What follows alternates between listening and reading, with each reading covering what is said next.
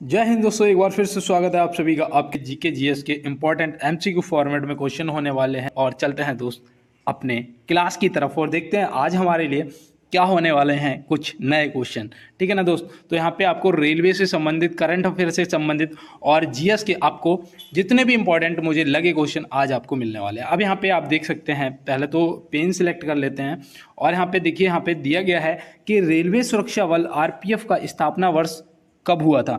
तो मतलब स्थापना जो है वो कब हुई थी, यहाँ पे ये बताना है। तो देखो, ये हुई थी 20 सितंबर 1985 को। तो यहाँ पे याद रखना ऑप्शन सी जो है 1985 और 20 सितंबर, तो ये आप ध्यान में रखेंगे। आपसे ये भी पूछा जा सकता है कि इसके महानिदेशक वर्तमान में कौन है ना, ये भी आपसे पूछा जा सकता है। तो याद रखना वो है मनोज यादव जी। ठीक है ना, मैं इधर लिख देता हूँ, पहले तो यहाँ पर टिक कर देता हूँ, इधर लिख देता हूँ मनोज यादव जी। ठीक है ना, तो ये महानिदेशक हैं, ये भी आप ध्यान रखेंगे और मैं उम्मीद करता हूँ आपने नोट कर लिया होगा। चलते हैं दोस्त अपने अगले प्रश्न की तरफ। यहाँ पे दिया गया है, रेल दुर्घटना के कारण इस्तीफा देने वाले भारत की प्रथम रेल मंत्री कौन थे। यहाँ पे के होना चाहिए था। ठीक है ना, भारत के प्रथम रेल मंत्री कौन थे जो रेल दुर्घटना के कारण इस्तीफा दे दिया था। तो वो थे हमारे लाल बहादुर शास्त्री जी। लाल बहादुर शास्त्री जी, ऑप्शन बी यहाँ पे क्या हो जाएगा, बिल्कुल सही जवाब हो जाएगा। आपसे ये भी पूछा जा सकता है कि कब इस्तीफा दिया था, है ना, पेपर को अगर कठिन करेगा तो कब पूछ लेगा। तो याद रखना भैया 1956 में। कब दिया था, 1956 में। तो ये भी आप ध्यान में रखेंगे। और जी ये रेल दुर्घटना कहाँ पे हुई थी, शायद तमिलनाडु में हुई थी ना। और देखो यहाँ पे दिया है, अगला प्रश्न है और ये हमारा करंट का क्वेश्चन है ना। यहाँ पे दिया है 2024 एशिया पावर इंडेक्स में भारत किस देश को पछाड़कर एशिया का तीसरा सबसे शक्तिशाली देश बनकर उभरा है।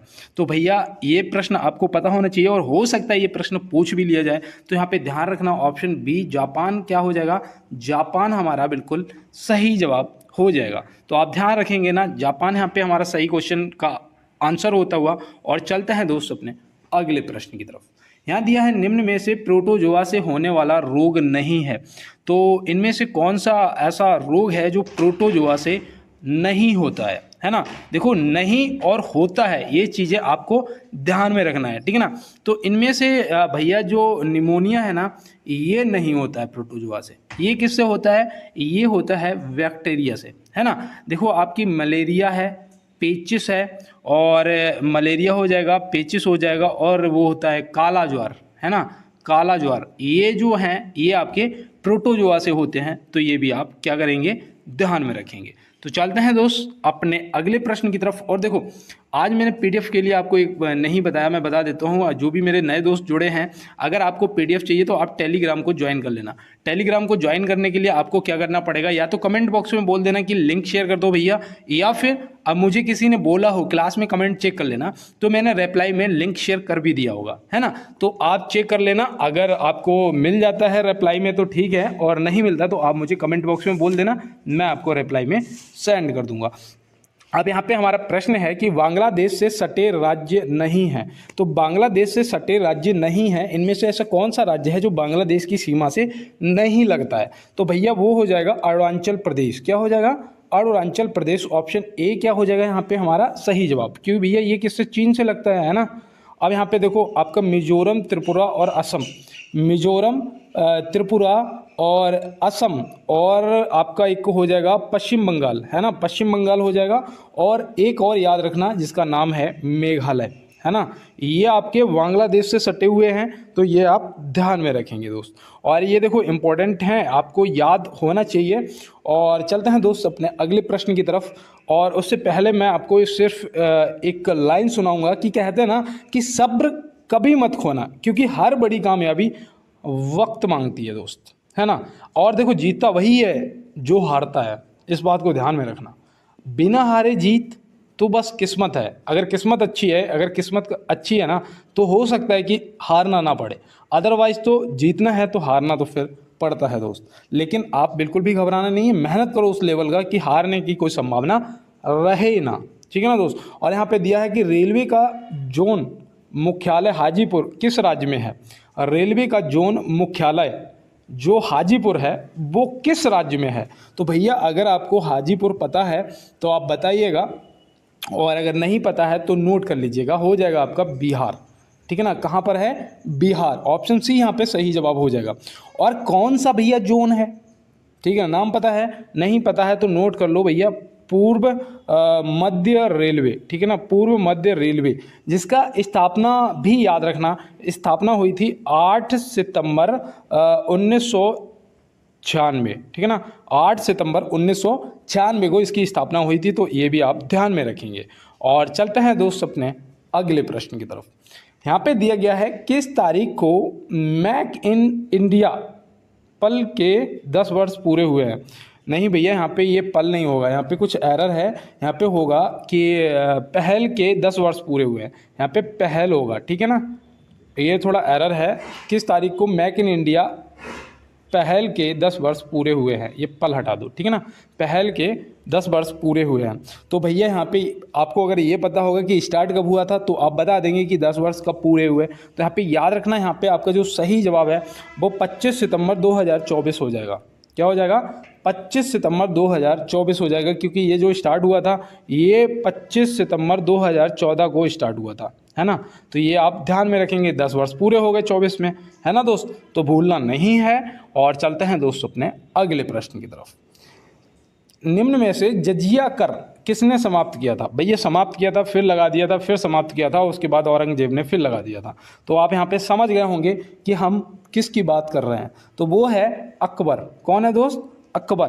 ठीक है ना, तो ये आप अकबर को ध्यान में रखेंगे। और मैं आपको बता दूं, फिर दोबारा इसने औरंगजेब ने लगाया था। और यहाँ पे एक चीज़ याद रखना कि जो बाबर था ना, ये मुगल वंश का संस्थापक था, ये मुगल वंश का संस्थापक था, तो ये भी आप ध्यान रखना। और अकबर से याद रखना, फतेहपुर सीकरी का निर्माण कराया था, है ना, बुलंद दरवाजा का निर्माण कराया था, और तीर्थ यात्रा कर समाप्त किया था, और इबादत खाना का वो किया था, स्थापना की थी। तो ये सब आप अकबर से भी ध्यान में रखना है। ठीक है ना दोस्त। और चलते हैं अपने अगले प्रश्न की तरफ। यहाँ पे दिया है, भारत की औसत राष्ट्रीय वर्षा है। भैया भारत की औसत राष्ट्रीय वर्षा है, तो इसमें आप क्या बताएंगे? लगभग में दिया गया है यहाँ पे, और मुझे नहीं लगता कि अब आपसे जवाब गलत होगा। तो यहाँ पे आपका जो राइट जवाब है वो होना चाहिए 115 इंच लगभग, है ना। कहीं पे आपको 115, 119, 120 या 112 के लगभग मिल जाएगा। ठीक है ना, ऑप्शन में अलग अलग टाइप से। तो ये आप याद रखना, क्योंकि देखो हर राज्य का ना अपना अलग अलग औसत है। ठीक है ना, लेकिन यहाँ पे टोटल की अगर बात करेंगे तो ये आपका 12 से 20 के लगभग हो जाता है। तो यहाँ पे आपका 115 इंच लगभग सही जवाब हो जाएगा।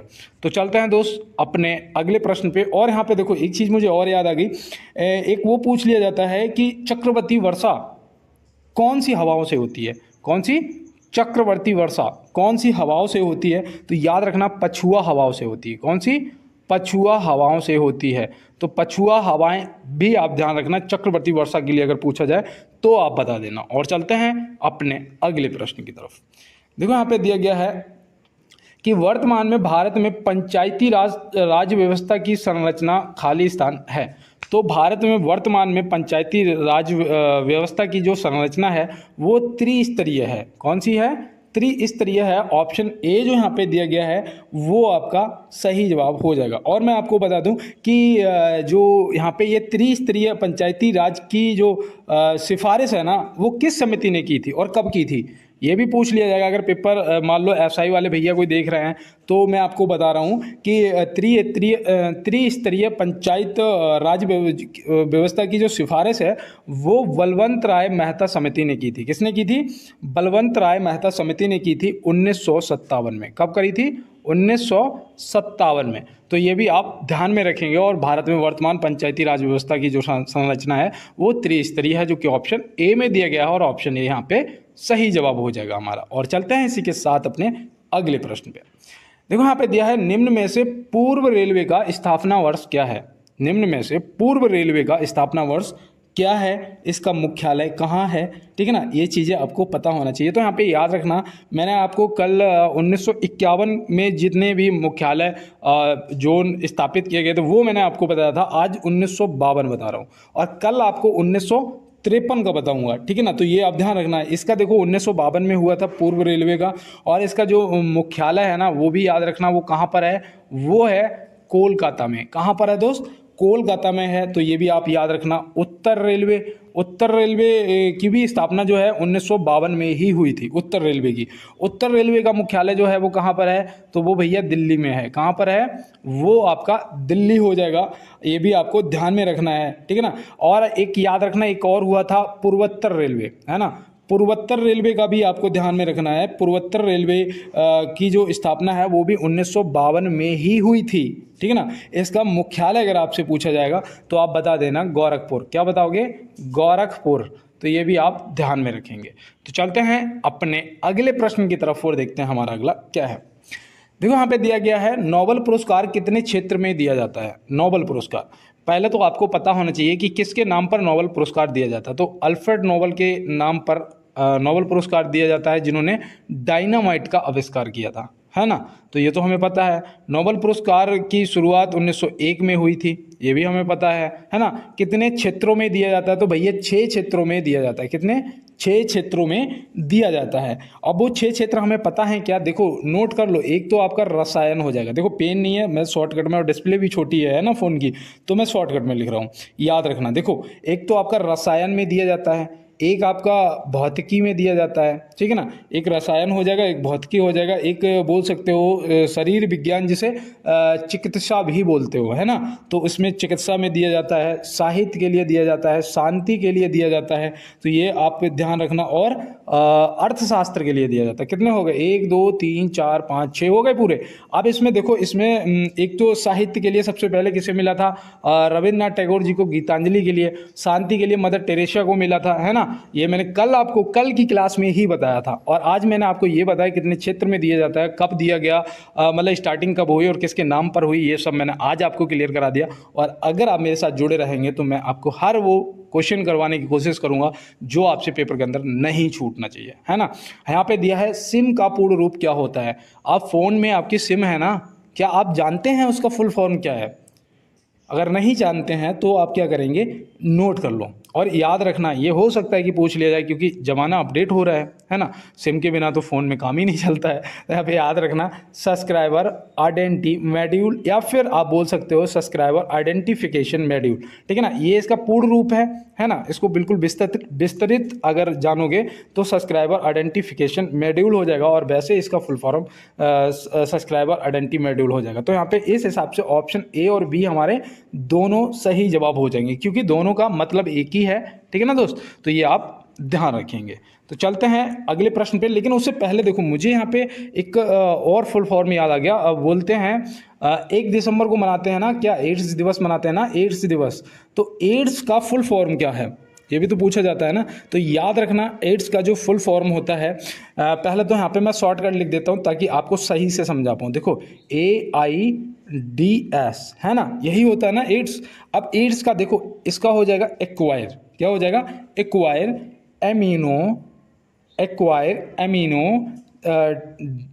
क्या था, डिफिशियंसी, हाँ डिफिशियंसी सिंड्रोम, ठीक है ना। Acquire amino deficiency syndrome AIDS का फुल फॉर्म होता है। और यहाँ पे आपका सिम का तो मैंने आपको बता दिया, ऑप्शन सी क्या हो जाएगा, सही जवाब हो जाएगा। मैं पता इतना जल्दी इसलिए सोचता हूँ कि दोस्तों के पास ना सीमित समय है ना। आप फटाफट 50 क्वेश्चनों को कर लें, इसलिए मैं आपको जल्दी कराने की कोशिश करता रहता हूँ। अब यहाँ पे देखो, ये आपके करंट का क्वेश्चन है, इंपॉर्टेंट है आपके लिए, हो सकता है पूछ लिया जाए, क्योंकि यहाँ पे देखो दिया गया, और रेलवे से संबंधित यहाँ पे दिया गया है, प्रधानमंत्री नरेंद्र मोदी जी ने वीडियो कॉन्फ्रेंसिंग के मध्य से किस शहर के 6 वंदे भारत ट्रेन को हरी झंडी दिखाई है। तो भैया ये कौन से शहर से, तो आप यहाँ पे क्या बताएंगे, यहाँ पे जो आपका सही जवाब है वो याद रखना, रांची हो जाएगा। क्या हो जाएगा, रांची। ऑप्शन बी जो है आपका यहाँ पे बिल्कुल सही जवाब दोस्त हो जाएगा। और चलते हैं इसी के साथ अपने अगले प्रश्न की तरफ। शतरंज के बोर्ड में कितने वर्ग होते हैं। शतरंज के बोर्ड में कितने वर्ग होते हैं, देखा है ना, ऐसे करके होता है, और इसमें ब्लैक वाइट ऐसे करके कलर होते हैं, है ना, ये देखा होगा। तो मैं यहाँ पे आपको बता दूँ, टोटल 64 वर्ग होते हैं। कितने होते हैं, 64 वर्ग होते हैं, जिसमें 32 जो हैं वो काले होते हैं और 32 जो हैं वो सफ़ेद होते हैं। तो ये आप ध्यान में रखेंगे, ठीक है ना। 32 काले होते हैं और 32 सफ़ेद होते हैं। एक प्रश्न और पूछा जाता है कि क्रिकेट पिच जो होती है उसकी लंबाई कितनी होती है, क्रिकेट पिच की, है ना, ये भी पूछ लिया जाता है। तो अगर गज में देगा, गज में बोलेगा तो याद रखना 22 गज होती है। कितनी? 22 गज होती है। और अगर मीटर में पूछेगा तो याद रखना 20.12 मीटर होती है। तो 20.12 मीटर या फिर 22 गज क्रिकेट पिच की लंबाई होती है, तो वो भी आपको ध्यान में रखना है। और चलते हैं इसी के साथ अपने अगले प्रश्न की तरफ। संयुक्त राष्ट्र संघ के सुरक्षा परिषद में स्थायी सदस्यों की संख्या कितनी है? स्थायी सदस्य, कुल सदस्य और अस्थायी सदस्य, ये आपको पता होना चाहिए, ठीक है ना। तो यहाँ पे स्थायी सदस्यों का पूछा है तो होती है 5, जो कि यहाँ पे ऑप्शन ए क्या हो जाएगा, हमारा सही जवाब 5 हो जाएगा। अगर कुल सदस्य पूछे जाएं तो 15 होते हैं भैया। कुल सदस्य कितने होते हैं? 15 होते हैं। अस्थायी जिसमें कितने होते हैं? 10 होते हैं। और मैं यहाँ पे एक चीज़ आपको बता दूँ, जो अस्थायी सदस्य होते हैं उनका जो कार्यकाल होता है, उनका जो कार्यकाल होता है वो कितने दिनों का होता है? तो याद रखना वो 2 वर्ष का होता है। कितना होता है? 2 वर्ष का होता है। जो अस्थायी सदस्य होते हैं 10 उनका। और इनके जो वो होते हैं महासचिव, उनका कार्यकाल कितने दिनों का होता है? जो इनके महासचिव होते हैं उनका कार्यकाल कितने दिनों का होता है? तो याद रखना 5 वर्ष का होता है। कितना होता है? 5 वर्ष का होता है महासचिव का। तो ये भी आप ध्यान में रखेंगे। और इसमें स्थायी सदस्य आपके 5 हो जाएंगे, अस्थायी आपके 10 हो जाएंगे, टोटल 15 हो जाएंगे। और ये सब आप ध्यान में रखेंगे। और चलते हैं अपने अगले प्रश्न पे। भारत में पहली बार मेट्रो रेल सेवा किस नगर में आरंभ हुई थी? प्रश्न दिया गया है कि भारत में पहली बार मेट्रो रेल सेवा किस नगर में आरंभ हुई थी। तो भारत में पहली बार मेट्रो रेल सेवा जो है वो यहाँ पे आपको बताना है। तो इसका जो सही जवाब है वो आपका कोलकाता हो जाएगा। क्या हो जाएगा? कोलकाता हो जाएगा। कब हुई वो भी मैं बताता हूँ। तो याद रखना 1984 में हुई थी। कब हुई थी दोस्त? 1984 में हुई थी। उस टाइम भारत की प्रधानमंत्री कौन थी? क्योंकि इन्होंने ही शुभारंभ किया था, है ना, उद्घाटन किया था। तो ये कौन थी? तो याद रखना ये थी इंदिरा गांधी जी, है ना, इंदिरा गांधी जी। तो ये भी आप ध्यान में रखेंगे। और चलते हैं इसी के साथ अपने अगले प्रश्न की तरफ। और थोड़ा हो सके तो यार लाइक, जो नए दोस्त जुड़े हैं यार, मैं देखो आपसे नहीं कह पाया, एक बार लाइक वाला बटन दबा देना। और जो पुराने दोस्त हैं वो तो लाइक करते ही करते हैं, मुझे पता है। और चैनल को यार सब्सक्राइब कर लेना, बेल आइकन दबा देना, ताकि क्लास जैसे ही आएगी ना आपको सबसे पहले मिल जाए। और साथ में अगर कर सकते हो तो थोड़ा सा यार शेयर कर देना भाई के लिए। और मुझे पता है आप लोग शेयर करते हो, वो पता चल जाता है कि कौन शेयर कर रहा है कौन नहीं कर रहा है, तो वो सब पता चल जाता है दोस्त। तो अगर हो सके तो थोड़ी सी हेल्प कर देना। और देखो यहाँ दिया है, विश्व में पवन ऊर्जा का सबसे बड़ा उत्पादक देश है। विश्व में पवन ऊर्जा का सबसे बड़ा उत्पादक देश कौन है? तो यहाँ पे आप याद रखना, अगर आपसे पहले नंबर की बात की जाएगी तो आप चीन को टिक करेंगे, ठीक है ना। चीन आपका सही जवाब हो जाएगा। अगर यहाँ पे दूसरे नंबर की बात करेंगे तो आपका अमेरिका हो जाएगा, ठीक है ना। अगर भारत का स्थान पूछेंगे तो चौथा हो जाएगा। अब मैं यहाँ पे आपसे पूछ रहा हूँ कि तीसरे स्थान पर कौन आता है, आप कमेंट बॉक्स में बताएंगे, ठीक है ना दोस्त। और चलते हैं अपने इसी के साथ अगले प्रश्न की तरफ। यहाँ दिया गया है, निम्न में से विद्युत धारिता का मात्रक एसआई क्या है? निम्न में से विद्युत धारिता का एसआई मात्रक क्या है? तो आप यहाँ पे क्या बताएंगे? तो याद रखना सही जवाब आपका फैराड, फैराड या फैराडे लिखा होगा, ठीक है ना, फैराड या फिर फैराडे। तो यहाँ पे मैं कर देता हूँ, सही लिख देता हूँ, चलो ठीक है ना, फैराडे, फैराडे या फिर फैराड आपको लिखा हुआ मिलेगा, आप सही कर देना। हालांकि यहाँ पे मिस है, एरर है, ठीक है ना, ये गलत छप गया। और यहाँ पे मैं बताऊं, देखो न्यूटन प्रति मीटर, ये किसका एसआई मात्रक है? न्यूटन प्रति मीटर। तो याद रखना पृष्ठीय तनाव का, किसका है? पृष्ठीय तनाव का। ये भी आप ध्यान में रखेंगे, ठीक है ना, पृष्ठीय तनाव का। न्यूटन से सेकंड किसका है बताओ? Newton second. तो ये याद रखना, ये आवेग का है। किसका है? आवेग का है। तो ये भी आप ध्यान में रखेंगे। तो मैं उम्मीद करता हूँ ये सब आपने नोट कर लिया होगा। और चलते हैं इसी के साथ अपने अगले प्रश्न की तरफ। यहाँ दिया गया है, निम्न में से नाभिकीय रिएक्टर के खोजकर्ता कौन है? निम्न में से नाभिकीय रिएक्टर के खोजकर्ता कौन है? तो आप क्या बताएंगे? तो यहाँ पे आपका जो सही जवाब है वो हो जाएगा ए फर्मी, जो कि ऑप्शन ए में दिए गए हैं। एनरिको फर्मी ऑप्शन ए में दिए गए हैं, तो आपका सही जवाब हो जाएगा। और जेम्स वाट तो आपको पता ही होगा कि इन्होंने भाप का इंजन बनाया था, है ना, भाप के इंजन का आविष्कार किया था। वोल्टा ने किसका किया था? तो याद रखना बैटरी का किया था, है ना, बैटरी जो होती है बैटरी का आविष्कार किया था। तो ये भी आप ध्यान में रखेंगे। और चलते हैं इसी के साथ अपने अगले प्रश्न की तरफ। और यहाँ पे दिया गया है कौन सा राज्य दुनिया का पहला मैनालिस्टिक टाइगर सफारी शुरू करने के लिए तैयार है। भैया देखो, सॉरी, ये आपके करंट का है और ये मुझे लगता है कि इम्पोर्टेंट भी है ना। इस टाइप के क्वेश्चन पूछे जा सकते हैं, तो याद रखना, क्योंकि ये भारत का है और दुनिया का पहला, तो आप याद रखना वो हो जाएगा ओडिशा। क्या हो जाएगा? ओडिशा। ऑप्शन बी जो है यहाँ पे आपका सही जवाब दोस्त हो जाएगा। और चलते हैं इसी के साथ अपने अगले प्रश्न पे। देखो यहाँ पे दिया गया है कि किस वर्ष में चित्तरंजन लोकोमोटिव वर्क्स में स्टीम इंजन का निर्माण बंद कर दिया गया था। तो भैया चित्तरंजन लोकोमोटिव वर्क्स में स्टीम इंजन का निर्माण बंद कर दिया गया था। कब कर दिया गया था? तो आप यहाँ पे क्या बताएंगे? तो याद रखना 1971 में कर दिया गया था। 1971 में बंद कर दिया गया था। और पहला जो भाप का इंजन तैयार किया गया था वो 1950 में किया गया था, है ना। पहला जो इंजन भाप का इंजन जो यहाँ पे तैयार किया गया था 1950 में किया गया था। 71 में बंद कर दिया गया था। फिर इसके बाद डीजल वाले निर्माण होने लग गए थे, डीजल वाले इंजन, है ना। तो ये सब आप क्या करेंगे? ध्यान में रखेंगे। और देखो रेलवे से संबंधित क्वेश्चन है ये, तो ये आपको विशेष रूप से ध्यान में रखना है। और PDF के लिए आप टेलीग्राम को ज्वाइन कर लेना। देखो यहाँ पे दिया है भारत की पहली मोनो रेल कहाँ प्रारंभ की गई थी। भारत की पहली, देखो ये भी आपका रेलवे से संबंधित है कि भारत की पहली मोनो रेल कहाँ प्रारंभ की गई थी।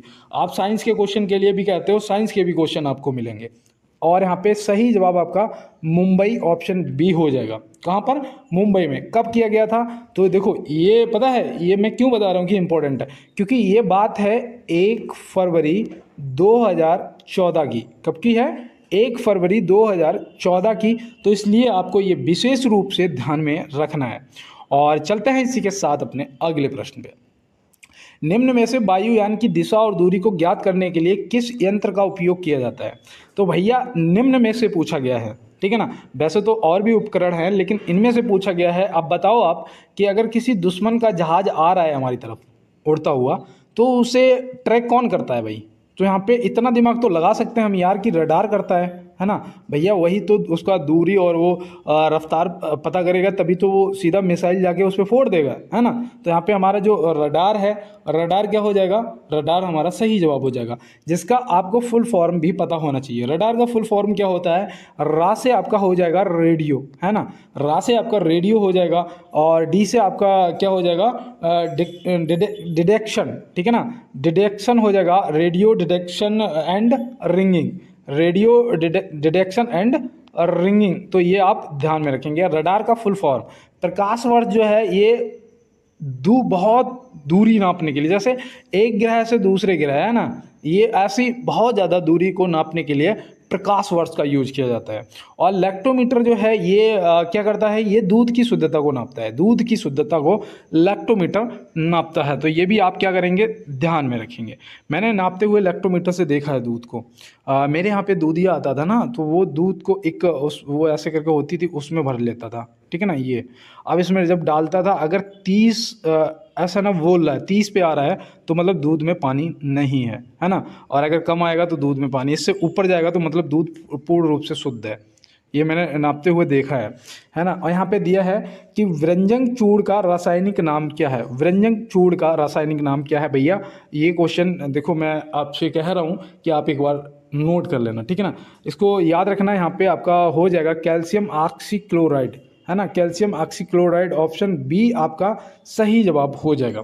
ये आपको ध्यान में रखना है। उस दिन मैंने आपको कॉपर सल्फेट भी बताया था किसी का रासायनिक नाम, अगर याद आ रहा हो तो बताओ, नहीं तो नोट कर लो। नीला थोथा, है ना, नीला थोथा, ये मैंने बताया था ना। सोडियम बाइकार्बोनेट, ये बाई लगते ही मैंने कहा था बाई घर में काम करती है किचन में, तो किचन मतलब सोडा, खाने वाला सोडा हो गया, किचन वाला सोडा, तो उसके साथ में बाई लग जाएगी। और धोने वाला अगर सोडा होगा तो बाई हट जाएगी, तो मतलब सोडियम कार्बोनेट, ये धोने वाला सोडा हो गया, कपड़े मम्मी धोएगी, है ना। और खाना और ये सब किचन वाला काम, झाड़ू पोछा, तो किचन वाला काम कौन करेगा? बाई करेगी, तो बाई लग जाएगा, है ना। तो ऐसे आप ध्यान में रखेंगे। और चलते हैं इसी के साथ अपने अगले पे। और देखो यहाँ पे 25 क्वेश्चन हो चुके, 26वां क्वेश्चन है।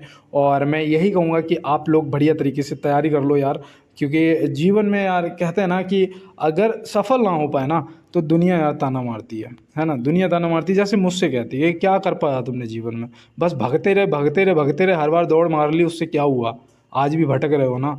तो दोस्त सुनना पड़ता है, इतनी मेहनत करने के बाद भी सुनना पड़ता है, क्योंकि मैं अगर पढ़ाई कर लिया होता ना दोस्त, तो शायद आज मैं फौजी होता, है ना। ये मेरी कमी है, मुझे पता है कि मुझ में क्या कमी रह गई थी।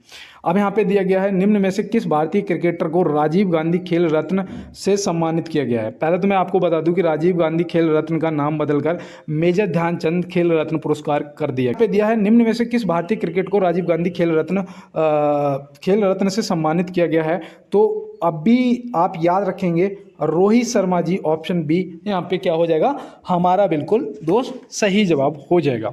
और चलते हैं इसी के साथ अपने अगले प्रश्न की तरफ।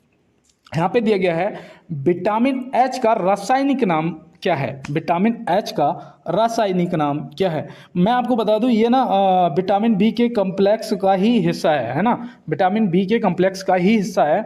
और इसका जो रासायनिक नाम आपसे पूछा गया है वो याद रखना बायोटीन है। क्या है, बायोटीन के नाम से भी जाना जाता है। तो ऑप्शन सी यहाँ पे बायोटीन लगा देंगे।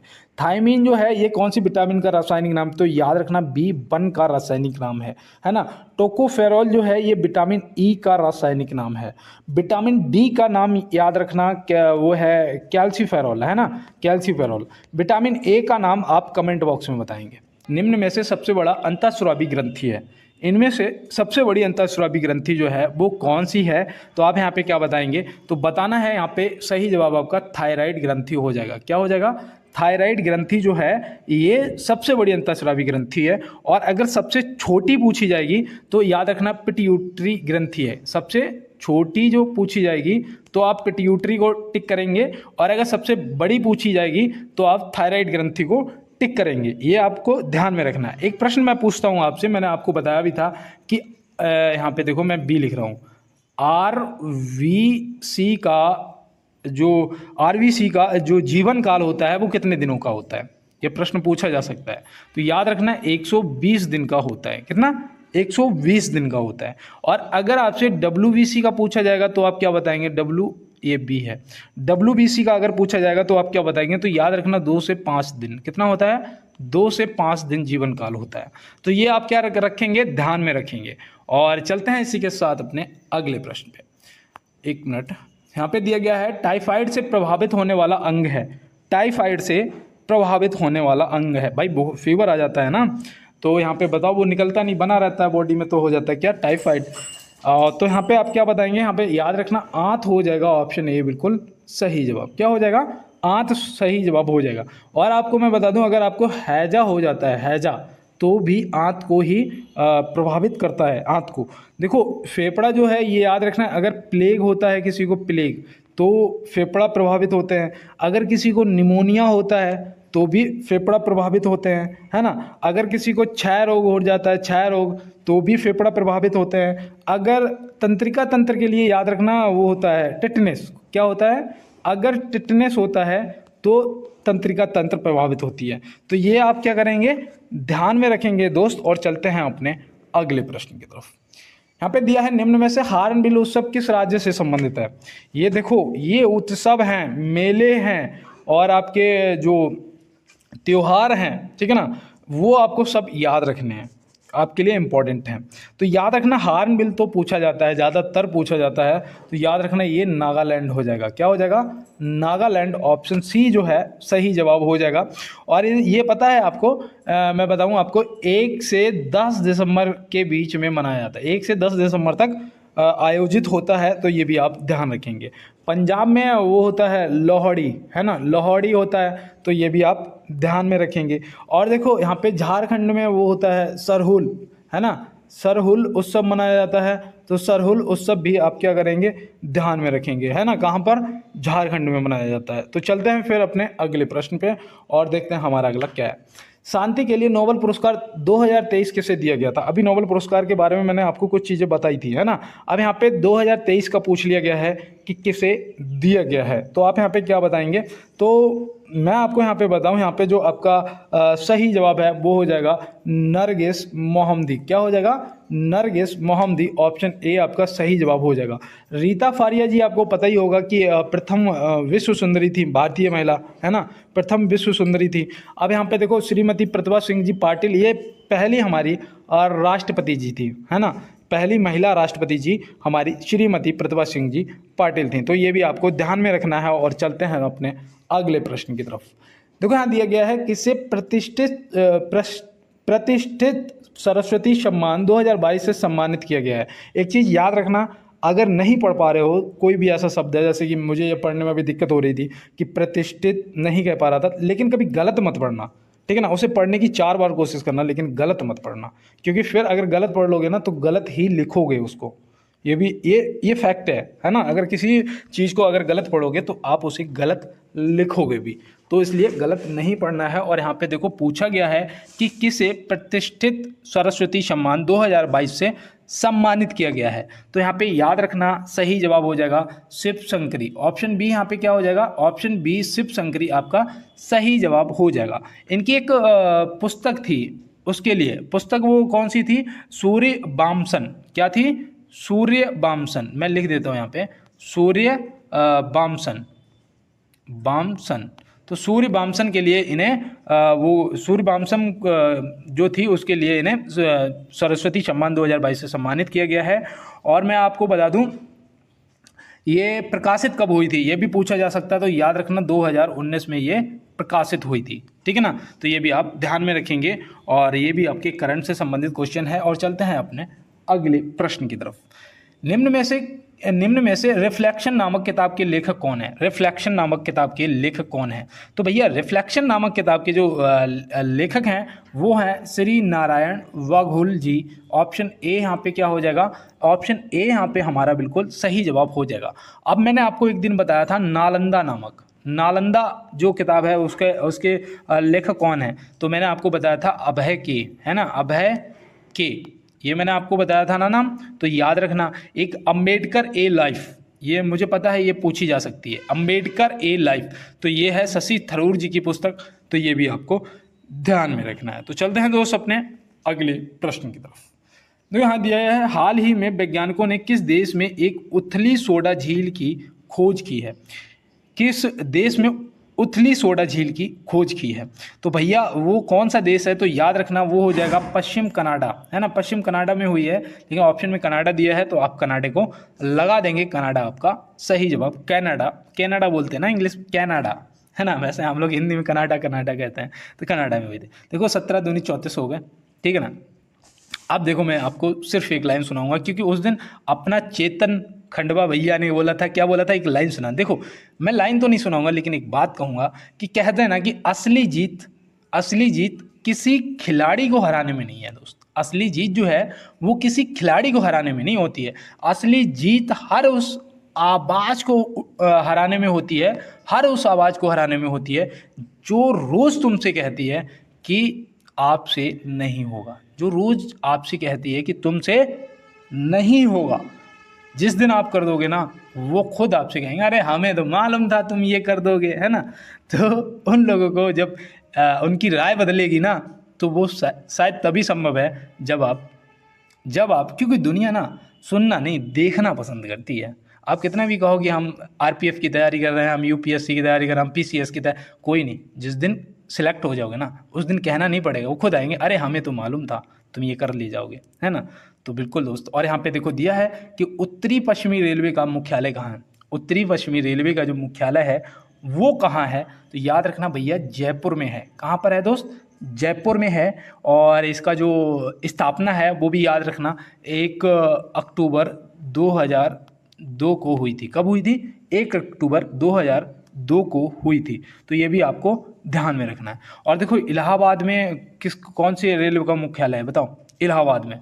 तो याद रखना मैंने आपको पहले भी बताया है उत्तर मध्य रेलवे, है ना, उत्तर मध्य रेलवे, जो कि मैंने अभी शायद आपको बताया था। उत्तर मध्य रेलवे, इसका जो स्थापना है वो 2003 में हुआ था, है ना, 2003 में हुआ था। हुबली में याद रखना, देखो एक सबसे लंबा प्लेटफॉर्म कहाँ है, हुबली में है, ठीक है ना। कितना है, 1500 कुछ मीटर है, ठीक है ना। तो ये आपको ध्यान में रखना है। और हुबली में कौन सी रेल का मुख्यालय है ये भी पूछा जा सकता है। तो याद रखना दक्षिण पश्चिम रेलवे का मुख्यालय है, जो कि 2003 में बना था। कब बना था? 2003 में। और उत्तर रेलवे तो मैं आपको रोज ही बताता हूँ कि किसी प्रश्न का उत्तर है भैया दिल्ली जाना पड़ेगा, है ना। तो याद रखना कहाँ पर है? दिल्ली में है। कहाँ पर? दिल्ली में। कब बना था भैया? 1952 में बना था। कब बना था? 1952 में बना था। तो ये भी आप ध्यान में रखेंगे।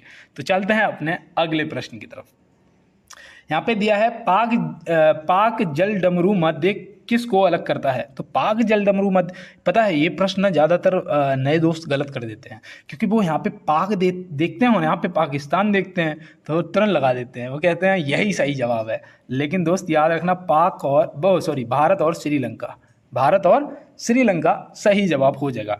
और पता है आपसे एक और पूछा जाता है वो जिब्राल्ट। तो जिब्राल्टर जो है, जिब्राल्ट जल डमरू मध्य है, वो याद रखना वो स्पेन और मोरक्को को अलग करता है। किसको? स्पेन और मोरक्को को अलग करता है। तो ये भी आप ध्यान में रखेंगे, जिब्राल्ट। और चलते हैं अपने अगले प्रश्न की तरफ। गुलमर्ग किस भारतीय राज्य में स्थित है? गुलमर्ग भैया बहुत ही अच्छी जगह है घूमने लायक, है ना। बाकी में अगर घूमने जाओ ना सर्दियों में तो जाना मत, वरना जम जाओगे, ठीक है। बहुत सर्दी होती है, बर्फ़ गिरती है, बर्फ़ जमी रहती है। देखो ये है जम्मू कश्मीर में। अब तो आपको समझ आ गया होगा कि भैया इसीलिए कह रहे हैं कि ये बर्फ़ गिरती है ना। तो ये जम्मू कश्मीर आप ध्यान में रखेंगे। तमिलनाडु में घूमने लायक कोई जगह है आपको याद आ रही हो? ऊटी भैया, ऊटी, है ना। ऊटी बहुत प्यारी जगह है, हालांकि मैं नहीं गया हूँ, मौका लगेगा तो ज़रूर जाऊँगा, है ना।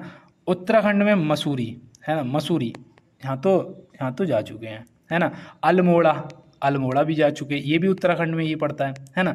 और कुल्लू मनाली मणिगढ़ और वो रोहतांग वैली, है ना। कसौल भी पूछ लिया जाता है, कसौली लिख के आता है, कसौली। तो याद रखना वो सब हिमाचल प्रदेश में है। चलते हैं अपने अगले प्रश्न पे। भारत में ऑपरेशन फ्लड किस क्रांति से संबंधित है? भारत में ऑपरेशन फ्लड जो है वो किस क्रांति से संबंधित है? मैंने आपको ये कई बार बताया है और आज एक बार फिर बताते हैं कि याद रखना श्वेत क्रांति से संबंधित है। किससे? श्वेत क्रांति से संबंधित है, ठीक है ना दोस्त। और ये कब प्रारंभ किया गया था? तो वो भी आप याद रखना 1970 में। कब किया गया था? 1970 में प्रारंभ किया गया था। उस टाइम वो थी चौथी पंचवर्षीय योजना। कौन सी थी? चौथी पंचवर्षीय योजना का कार्यकाल था। ये भी आप याद रखना। और ये पता ऑपरेशन फ्लड क्यों चलाया गया था? ये मैंने आपको बताया था और देख लो आज भी मुझे याद है। ये पता है ये भैया ये दूध से संबंधित थी ना, श्वेत क्रांति, दूध का उत्पादन बढ़ाने के लिए, ठीक है ना। डेयरी लेवल को बढ़ाने के लिए, दूध का उत्पादन बढ़ाने के लिए ये ऑपरेशन फ्लड चलाया गया था, ठीक है ना। तो ये आप क्या करेंगे, ये आप ध्यान में रखेंगे दोस्त। और चलते हैं अपने अगले प्रश्न पे। निम्न में से वेसवाल के खेल परिसर का नाम क्या है? निम्न में से वेसवाल के खेल परिसर का जो नाम है वो क्या होता है? ये पता है हीरे की तरह होता है आप तो समझ आ गया होगा ना, डायमंड की बात कर रहा हूँ। अब याद रखना यार वेसवाल, ठीक है ना। वेसवाल खेल परिसर का जो नाम होता है वो डायमंड होता है ना। अब यहाँ पे देखो कोर्ट दे रखा है, कोर्ट में वो होता है क्या, टेनिस होता है ना, जिसके कोर्ट होते हैं तो कोर्ट पर टेनिस खेला जाता है। रिंग में क्या होता है? तो भैया रिंग में तो आपको पता ही है, गीता बबीता वो सब देखा है ना। तो याद रखना यहाँ पे मुक्केबाजी आ जाएगा, ठीक है ना। रिंग में मुक्केबाजी होती है। और वॉलीबॉल जो है वो भी कोर्ट में होता है। वॉलीबॉल जो है भैया वो कहाँ होता है? वो भी कोर्ट में होता है ना। लेकिन मैं आपसे पूछता हूँ क्रिकेट बताओ, क्रिकेट के खेल मैदान को क्या कहते हैं? चलते हैं दोस्त अपने अगले प्रश्न की तरफ। हाल ही में जस्टिस सुरेश कुमार कैथ किस राज्य के हाई कोर्ट के चीफ जस्टिस बने हैं?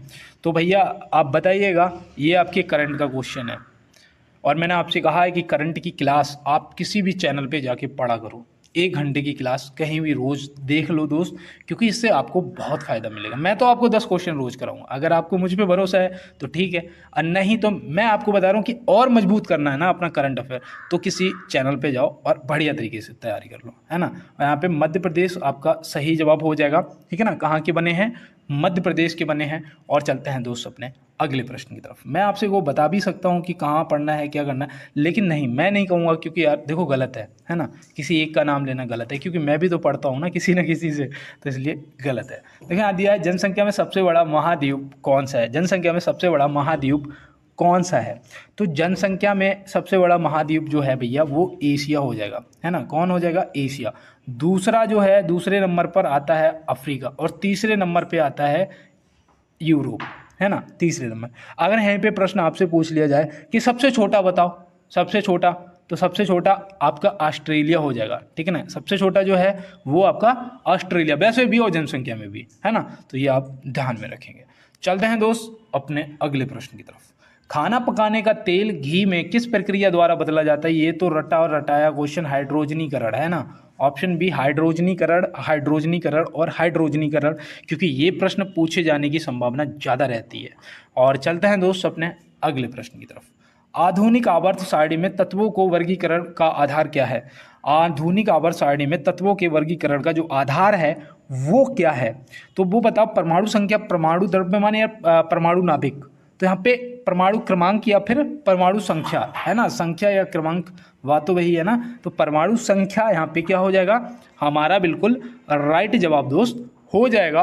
और चलते हैं दोस्त अपने अगले प्रश्न की तरफ। और कहते हैं ना कि अभी तो सफ़र का इरादा किया है, अभी तो सफ़र का इरादा किया है, अभी तो चलना बाकी है, अभी तो नापी है मुट्ठी भर जमीन, अभी तो सारा आसमान बाकी है ना दोस्त। तो यहाँ पे दिया है निम्न में से सबसे भारी धातु है।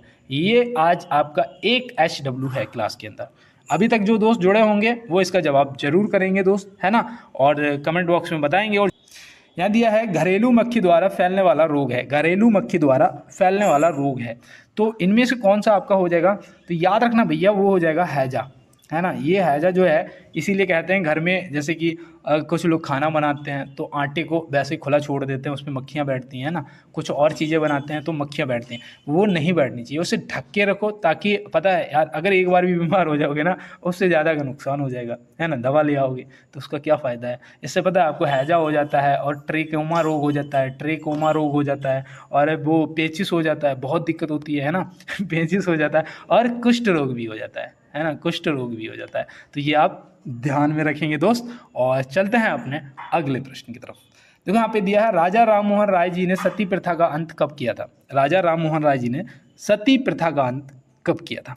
ये प्रश्न मैंने आपको कई बार कराया है, और जो दोस्त मेरे साथ जुड़े होंगे उन्होंने इसका जवाब भी सही कर दिया होगा। 1829, है ना। मैं ऐसे करके आपको बताया था। आज भी मुझे याद है कि जब कोई कष्ट अगर किसी दूसरे पे होता है तो हमें उतना ज़्यादा, मतलब लगता तो है बुरा, लेकिन उतना ज़्यादा नहीं लगता है जितना खुद पे होता है तो लगता है ना। जब इनके बड़े भैया का देहांत हुआ, और इनकी भाभी, क्या होता था, चिता के साथ में बैठना पड़ता था। चिता में बैठ जाती थी लेडीज, और उसे भी जला दिया जाता था, है ना।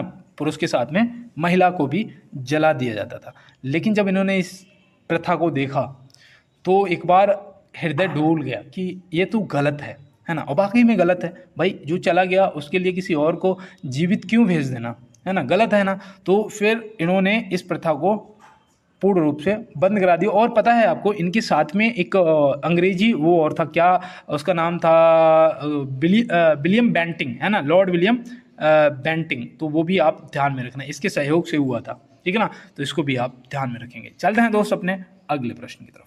1857 के विद्रोह के समय भारत के गवर्नर जनरल कौन थे? यहाँ पे देखो स्पेस होना चाहिए था, है ना। विद्रोह के समय गवर्नर जनरल कौन था? तो भाई यहाँ पे आपका सही जवाब क्या हो जाएगा? तो याद रखना वो था लॉर्ड कैनिंग। ऑप्शन बी यहाँ पे आपका सही जवाब। चलो, मैंने आपको विद्रोह के बारे में लगभग रोज ही कुछ क्वेश्चन करवाता हूँ और बताता भी हूँ, एक्स्ट्रा भी बताता हूँ। लेकिन यहाँ पे अगर मैं आपसे पूछूं कि वो डेट क्या थी तो आप क्या बताओगे? तो ऑप्शन देता हूँ, 10 मई, ठीक है ना, 11 मई, 12 मई और 13 अप्रैल। अब बताओ इनमें से वो डेट कौन सी थी जब ये विद्रोह प्रारंभ हुआ था? तो वो थी, क्या थी? 10 मई। बताइएगा फटाफट कमेंट बॉक्स में। और चलते हैं अपने अगले प्रश्न की तरफ। म्यांमार की सीमा पर अवस्थित भारतीय राज्य है। म्यांमार की सीमा पर अवस्थित भारतीय राज्य है। इनमें से म्यांमार की सीमा पर कौन सा भारतीय राज्य अवस्थित है? तो आप यहाँ पे क्या बताएंगे? आपका क्या होगा सही जवाब? देखो, जब इस टाइप के क्वेश्चन आते हैं और ऑप्शन में ये सभी लिखा हो या फिर यहाँ पे ए और बी दोनों लिखा होता है तो 90% तक चांस होते हैं कि आंसर वही है ना। ना पता हो, अगर तुक्का लगाने का मन करे तो लगा के देख लेना, ज़्यादातर 90% तक सही जवाब हो जाता है ना। तो अरुणाचल प्रदेश आपका, और मिजोरम, मणिपुर, नागालैंड, तो मतलब कि आपका ये सभी ऑप्शन डी सही जवाब हो जाएगा, है ना दोस्त। और चलते हैं इसी के साथ अपने अगले प्रश्न की तरफ और देखते हैं हमारा अगला क्या है। चलो भाई, अगला प्रश्न हाँ आ गया। तुर्की देश का नया नाम क्या है? तुर्की देश का नया नाम क्या है? तो तुर्की देश का नया नाम याद रखना तुर्कीये है। क्या है? तुर्कीये है। तो ऑप्शन बी आपको ध्यान में रखना है, ठीक है ना। तुर्की ये और जोड़ देना साथ में, ये है ना, तुर्की ये हो जाएगा आपका सही जवाब। और चलते हैं इसी के साथ अपने लास्ट क्वेश्चन पे। देखो यहाँ पे दिया है, भारतीय महिला क्रिकेट टीम की मुख्य कोच किसे नियुक्त किया गया है? भारतीय महिला क्रिकेट टीम की मुख्य कोच किसे नियुक्त किया गया है? तो याद रखना वो हो जाएंगी अमोल मजूमदार। ऑप्शन सी यहाँ पे आपका क्या हो जाएगा? बिल्कुल सही जवाब हो जाएगा। तो यहाँ पे ऑप्शन सी आपका। और मिलते हैं नेक्स्ट क्लास में, तब तक के लिए मेरे सभी हीरो को मेरा जय हिंद, वंदे मातरम, भारत माता की जय।